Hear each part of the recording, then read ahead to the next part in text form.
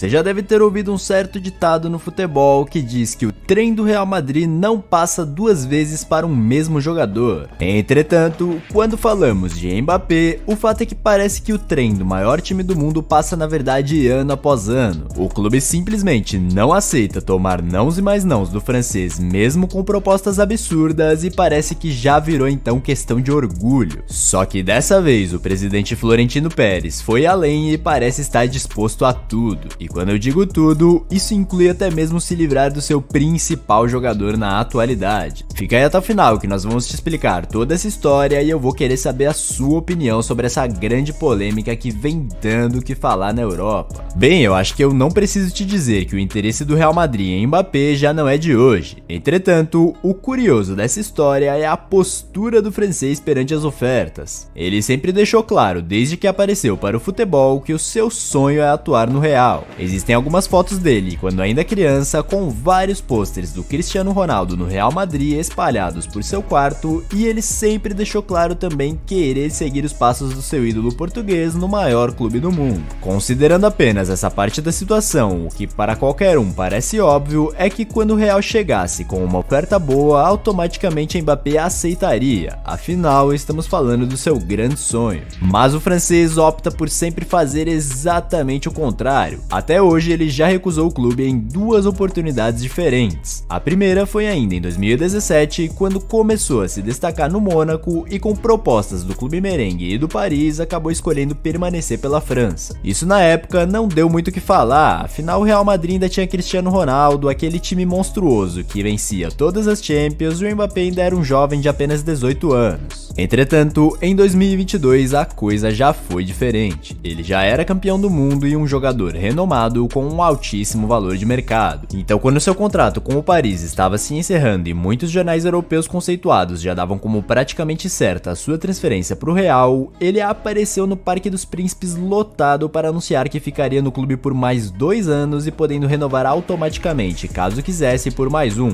ou seja, até junho de 2024 e possivelmente até junho de 2025. Poucos dias depois, o Real manteve a sua tradição e foi campeão da Liga dos Campeões edição 21-22 e o Florentino Pérez apareceu e quando perguntaram a ele sobre o Mbappé, ele respondeu: "Pobre garoto, já deve estar arrependido". Uma resposta que na época transpareceu que ele tinha lidado bem com a recusa do francês e que um clube como o Real não se baseia em um só jogador e que portanto essa porta estaria então fechada para sempre. Mas como eu disse, esse novo contrato que ele assinou com o Paris em 2022 se encerra agora em junho de 2024 e agora no final de 23 ele deixou bem claro que não iria ativar a opção de renovação automática por mais um ano, ou seja, ele estaria livre no mercado em junho e novamente quem estaria lá avisando o jogador? Exatamente o mesmo Real Madrid que sempre quando é perguntado sobre tenta se colocar numa posição de quem já superou. Só que dessa vez as coisas parecem estar esquentando mesmo, pois segundo o jornal espanhol o Sport,